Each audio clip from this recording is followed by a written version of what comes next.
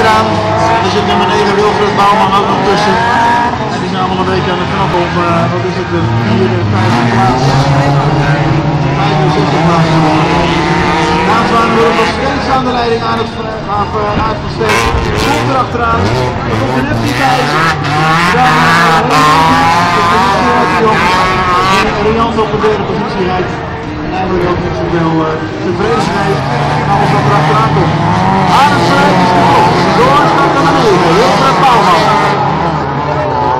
Dat betekent 4e plek voor Wilfred Bouwman.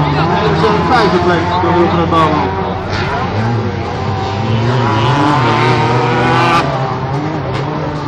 Arend Vrij staat stil in de zwarte gat. Gaat hij weer verder. Komt er niet meer uit.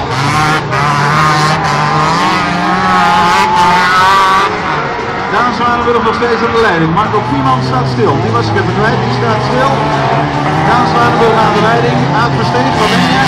Ja, die rijdt dat nog steeds. Maar heel veel ruimte erachter. Ja. Arend Vrij staat stil. Daan Zwanenburg gaat zijn laatste ronde in. Aad Versteeg moet nog één bochtje gaan en gaat ook zijn laatste ronde in. Hij rijdt in, oh kijk, dat is het probleem. Lekker band rechtsvoor Aad Versteeg. Hij kan zijn vermogen niet meer kwijt. Gerard de Jong kan daardoor dit erbij komen en misschien in de laatste ronde nog een tweede positie te pakken krijgen. Of hij dat gaat doen, dat is de vraag. 4e positie voor Wilfred Bouwman, 5e plek voor Frank Kraan. 39, 38. Kees-Jan Wingelaar, die rijdt dan op de 6e plek. Daan Zwanenburg is gefinished met startnummer 61. Is aan de leiding begonnen. Tweede plek dan toch nog voor Gerard de Jong.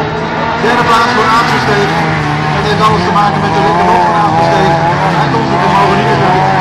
Wilfred Bouwman finish op 4e. Frank Kraan start nummer 52. Finish als 5e. Startnummer